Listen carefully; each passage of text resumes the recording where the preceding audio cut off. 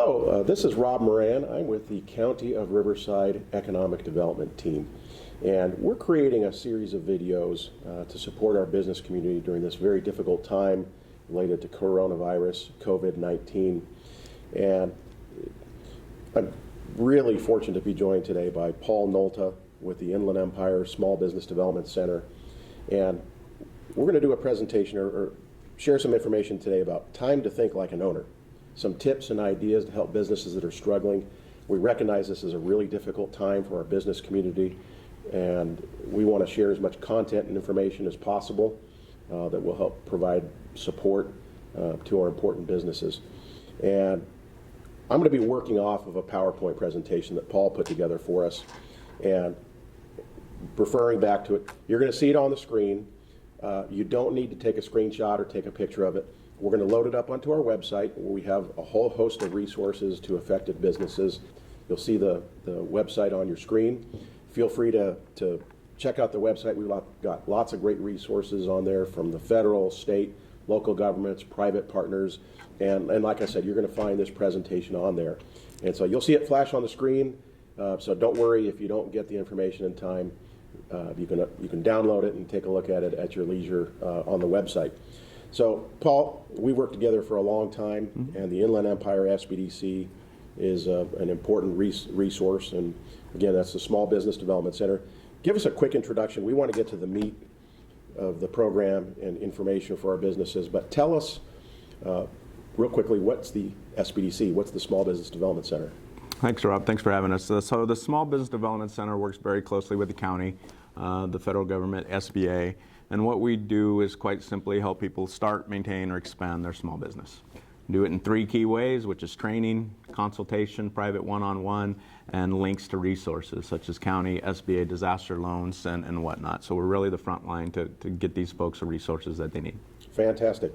And you're funded through the SBA, That's through correct. The state of California, the governor's office, and through county, local partners. Other partners as well. So they have a whole host of partners that help support them, and they're really our right hand when it comes to help supporting the small business community here in Riverside County.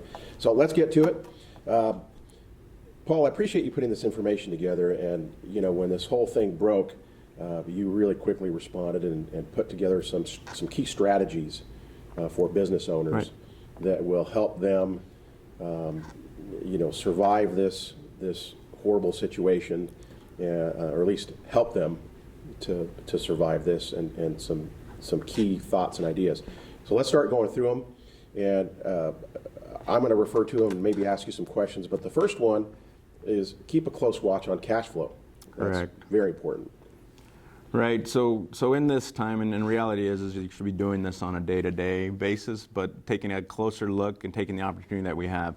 There are some proactive things and some reactive things that I'm going to discuss today. And one of those things, on the proactive first, is cash flow, right? Mm-hmm. So yes, we really want to get familiar with your profit and loss and your balance sheets, and it's time to understand what your daily break even is. Where are we at before we start making these decisions to cut things, or where should we be? Without really sitting down and understanding where you're at, it's going to be tough to make that decision. So one of the first things we want to do is pull out that balance sheet, right? So by pulling out that balance sheet, what we're looking for is long-term debt and short-term debt, and we want to see what we can do to address those things quickly. And so what you're generally going to find on there is one of the first things is going to show that you have maybe an outstanding SBA loan, or maybe an outstanding construction loan, or equipment loan, or vendors, right? And so one of the first things we're going to do is we're going to reach out to those, our current lenders. So it's the time to pick up the phone, have that conversation, and say what's available. I've been doing it all week with our clients, and I'm getting different responses from local banks. I'm getting 60-day extensions. I'm getting interest-only payments. I'm getting deferments. I'm getting, one company that I'm working with is a B&B, unfortunately getting ready to open right now. Sure. Right, but we got to deferment out to August before those payments are going to kick in. And that's an important point you made. So you are seeing that banks, commercial banks and other institutions are taking a proactive stance, at least some are. Absolutely. In terms of deferring payments or addressing the situation with the business community? Yes. So This is one thing is, I always use this sort of phrase is, you don't ask, you don't get. Exactly. And it's important to have that discussion with your lenders, correct? Correct. And one thing that kind of comes to mind as I'm thinking about this, I imagine that many of our businesses are pretty stressed out right now, in some cases even panicked. Absolutely. Sudden drops of revenue, and your consultants and yourself, you work directly with these businesses, and you can help kind of guide them, walk through these steps, because these are unusual circumstances. Absolutely. And unusual times. And so, when you get a little bit nervous and panicked, it can be difficult to look at things Right. objectively. Absolutely. And so you and your team do that.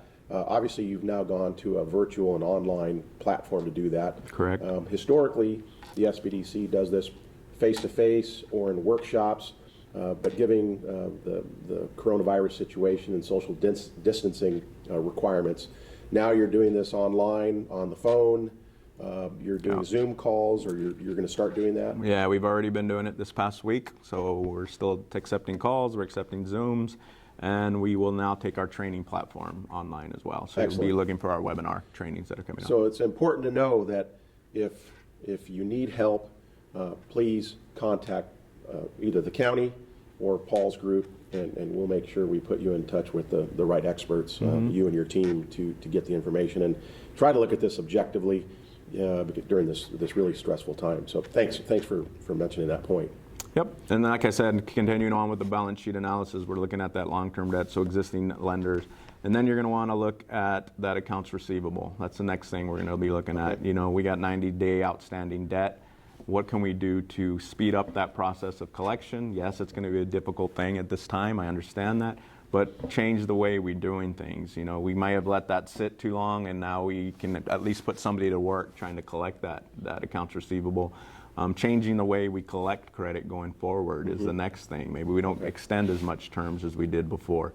So you don't, pardon me for interrupting, but you don't want to someone else's problem to become your problem. I hate to say it that way. Right. But other businesses are suffering too, so you have to be really careful watching how much credit you extend, and that you're not yourself going into trouble by trying to help somebody else out, correct?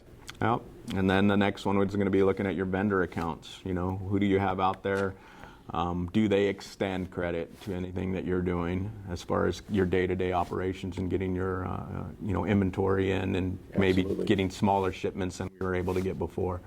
So it's really just an analysis of walking through from start to finish. So the starting point is we like to look at your balance sheet and look at those big cash flow items that we can control, and try to reduce some of that outlay of money. Okay, excellent.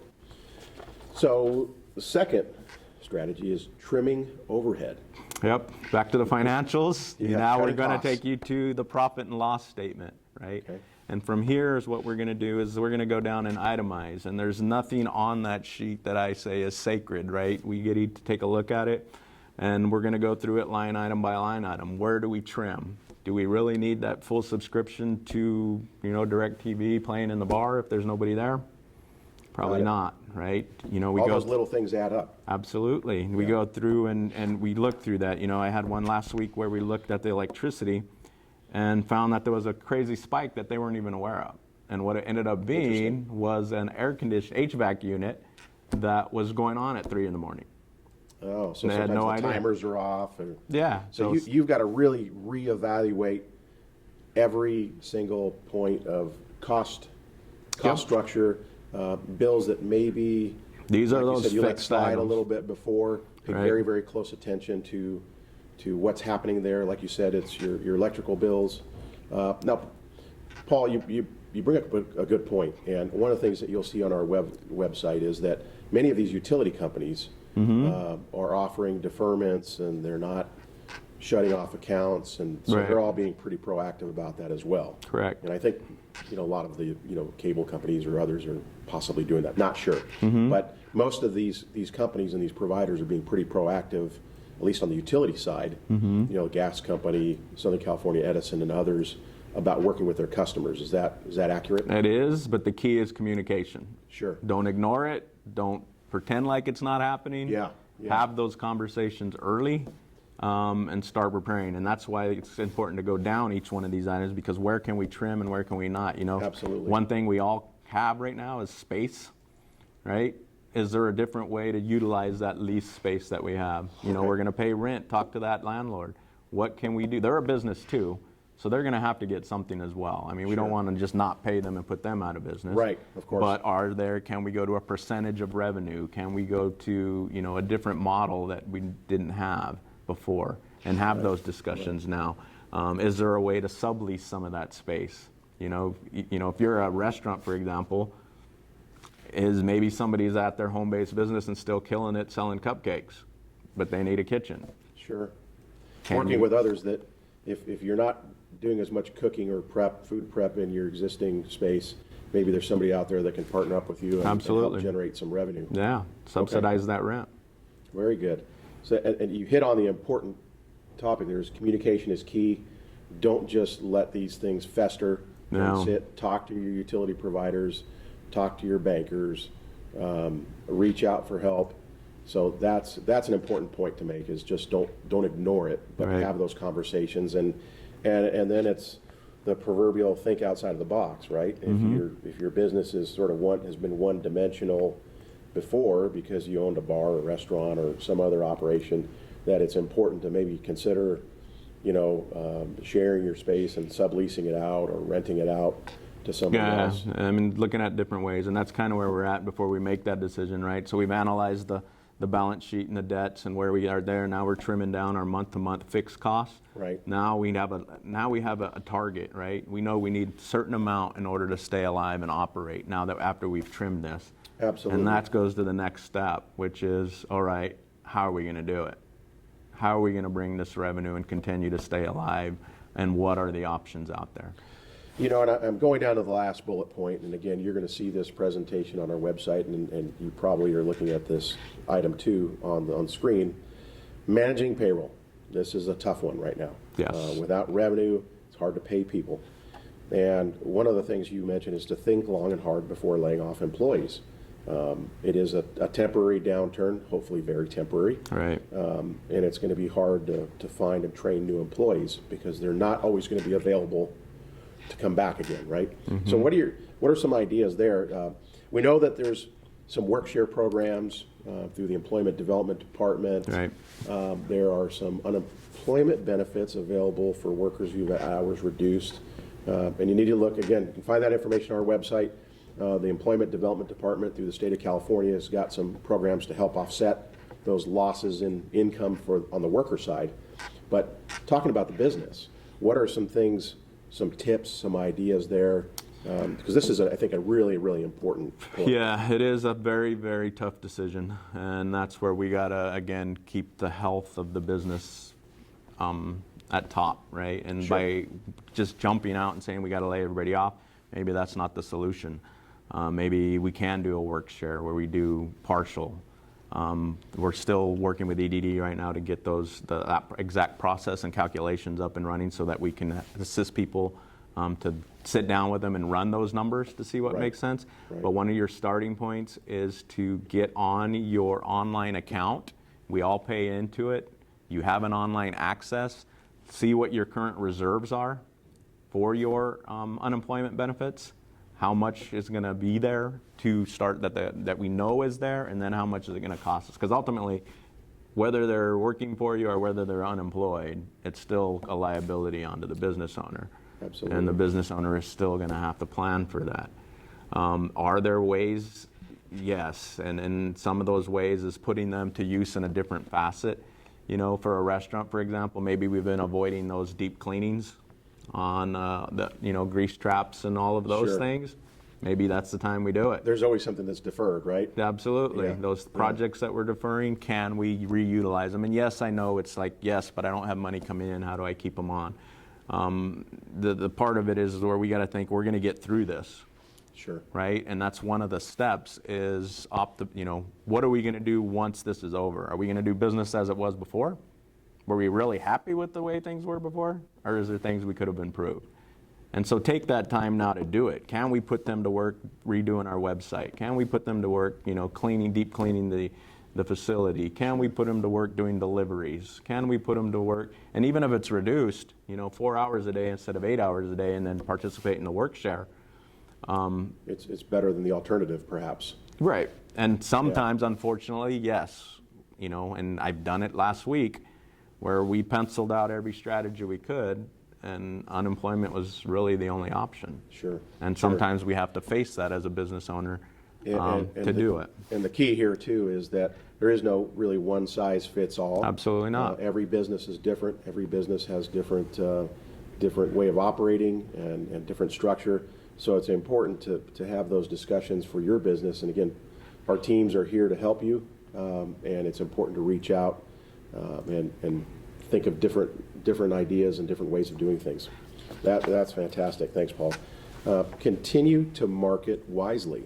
Okay, so this falls under the kind of the old idea of, don't cut your marketing when things are slow. That's when you should be increasing marketing, right? Or at least trying to do it as efficiently and wisely as possible, which is your point here. Right. And again, that's where we know now the new number we got to get to and how we're going to keep the doors open. But how do we go out and do it? And, with the latest thing coming down where everybody's forced to be home, that means we need to market a little bit differently than we've done before, which is how do we get to them in their homes, right? How do we be able to deliver to what they need in their homes? Sure. That channel is really about online. If you're not available and you don't currently have an online presence, sit down with us. We have website specialists, SEO specialists that can help you understand your metrics, how to read your insights.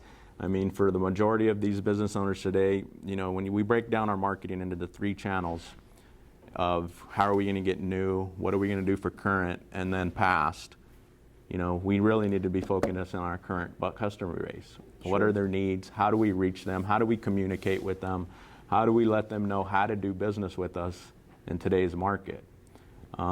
Because we're still doing business. Sure. And we're going to continue to do business. It's just going to be a little bit different. Absolutely. And again, reinforcing that key point that communication is important, and to talk to your customer, your existing customer base.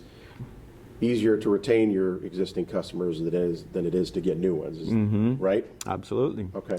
And just think a little bit different. This is where it's really going to be that ownership mindset. I've seen some really clever and amazing folks that are adapting and changing the way they're doing business. Especially I give it to the restaurant folks. They're really adapting.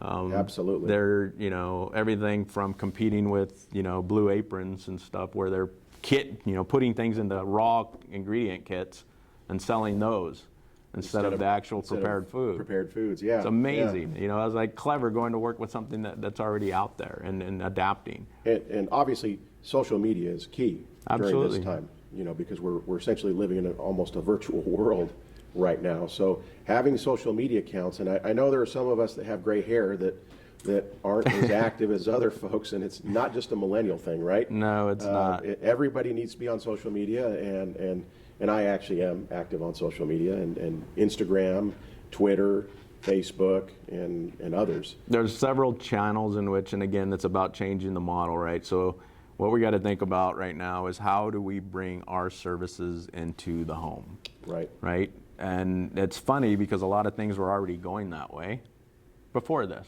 Right? Think about Peloton and those online fitness apps and stuff. That was all going to virtual trainers. Yeah, we've obviously been growing this. It's been jumping significantly over time, but this is now exponential because it's a requirement, it's a necessity. Right. And so I think there's going to be some permanent changes after this that are going to be interesting to watch. But yeah, we're transitioned to almost a virtual, world. So yeah, it changes the way that businesses need to operate, but yeah, social media is really key, and you see that most certainly in the food service industry, but I think needs to apply to other sectors as well. Yep, and now is the time, if you haven't done it in the past, is to sit down with one of our consultants and look at your current client database. How can we put together a newsletter? How can we put together an outreach program? How can we put something to adapt and let them know that we're still there for their needs it's just going to be done in a little bit different way. Absolutely. And this one, the fourth strategy that you have is really interesting because, you know, we've just, everything's been moving very, very rapidly with this whole coronavirus situation. And most people are kind of in a triage mode right now. How do I keep the doors open? How do I deal with what's in front of me now? But this fourth strategy of looking ahead is interesting and turning lemons into lemonade. And so interested to hear your thoughts on that as we're spending some time kind of, you know, figuring out what to do now, but what are we going to do going forward? Absolutely. Then that's the part where, okay, so we have some extra downtime. Are we going to do things the same? So if the light, you know, if the switch flipped right now and this was over, would you go back to business the way you did prior to this? I don't think most of us would, right? Because this has created different thinking and it has caused things to happen. And that's how you should look at this, is how are we going to do business going forward? Now is the time. If you've been putting off considering exporting a product, we put it off because it's time consuming, because it's, I don't know if it's right for me. Now's the time to think about that. Right. Absolutely. Because guess what happens when the gates open? People are going to be in demand. Things are going to be in demand. And you're touching on a point that those that are ready to go when we turn the spigot back on, those that have that infrastructure, at least, you know, have the plan in place. Right. Those are probably going to be the folks that are able to ramp up and adapt and serve customers more quickly. And so that's everything from, are we going to export? Are we going to, you know, have to change the way our business operates? You know, I foresee some things coming down with our, you know, healthcare systems. You know, our chiropractors, our optometrists, our dentists. They're going to have to operate a little bit differently going forward. You know, different type of masks that they've never used before, or different type of respirator systems that may not have been required. So it's a matter of gearing up your program to think about, all right, how are we going to expand beyond this? And what are things that we need to be put in place? So whether that's simple as a website with content, a shopping cart, and ability to deliver, to, you know, exporting. All those are going to be all opportunities that are going to be available to those that think like an owner and are going to be ready to go. Right. And great point. Your last bullet point here is stay optimistic. That is key. It can be very difficult during these times to be worried or panicked, and we are going to get through this. There is no question, and it's not easy. It's a difficult time, but stay optimistic. Have a positive attitude. That's what got you here, and that's what's going to get us out of this and move forward.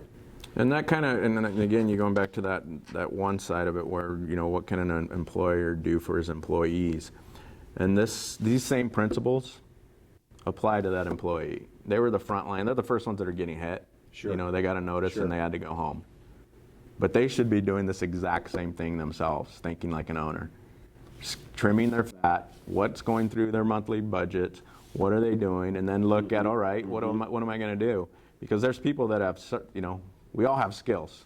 Whether you're a content writer, a website, a dog walker, a teacher. Right. There's tons of kids sitting at home, and we could put a virtual program up here and start training kids. Right. I would happily pay somebody $20 an hour to get my kid out of my hair. Yes. You know. Tell me about it. Don't tell my wife about that. Yeah, the opportunities are there. We just have to own it and go after it. Very, very true. And your last strategy, and protecting your personal assets. This is important to folks, and this is where it truly hits home. Yeah. Their house, their car, the things that, you know, are their safety net. Right. This is what we go home to every day. Tell us some thoughts and ideas of how you touched on it with some of the employees as well, the owners of businesses, what impact this could have in that area, and how can they help? And again, every situation is different, so there is, again, no one size fits all, but please reach out to Paul and his team because, like I said, everybody's circumstances are completely different and how they're, where you're at with things. So, but what are your thoughts on that, you know, with creditors coming after folks? And, you know, unfortunately, yes, there are going to be those that tough you know, situations. closing down is going to happen. Sure. It's just part of the way it works. But again, to be proactive, the very first thing you need to be considering is sitting down with your advisors. So your insurance folks, your CPAs, and your business attorneys. And what you're going to want to make sure you got in place is what type of coverage, review what you have. I'm hearing some stuff on interruption insurance, but it really depends on when it was implemented and what your policy wording is. So there could be something there. You want to review your liability, what's going on in there, and are you going to be liable if you keep your doors open longer than you should? Sure. Those kind of things. And then ultimately your business entity. Are you a sole proprietor? Are you a corporation? Are you an LLC? Making sure that that is tight. So meaning if you went the short route and did a LegalZoom version and then put it away in a drawer and never looked at it again for 8 years, now's the time to dust that thing off, get it reviewed, make sure it's whole. Your corporate structure, your business structure. Make sure your assets are transferred, make sure your documents are signed right, make sure your bylaws are in place. Right. Because if we failed to operate as a corporation, we're not. And that can pierce the veil. Absolutely. As is the technical term. Correct. And even though you think you might have some corporate protection, in reality you may not. Right. And creditors are really good at figuring that out, aren't they? Oh, absolutely. And we touch on it again that even on the personal side, not just the business side, but to make sure that if you have auto, truck debt in your personal, your name, your mortgage company, is to make sure these folks reach out and communicate. Oh, absolutely. Communicate. Just one of our lenders, and again, that's another thing we're doing right now, is pooling all of our lenders together in the region to figure out what they're doing and what's available. And there are some top line lenders that are putting mortgage payments on suspension. Right.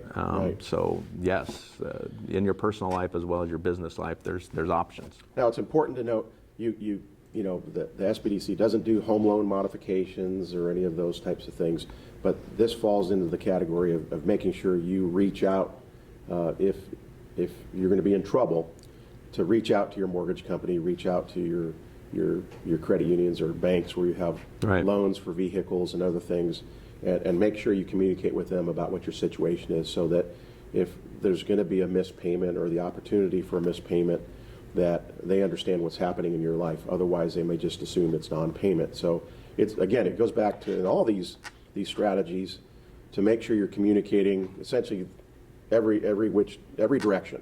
Right. I mean, again, the key to it is to think like an owner. I mean, you have really two choices at this time, and one is you can play possum and wait for somebody to come wake you up, or you can, do something about it.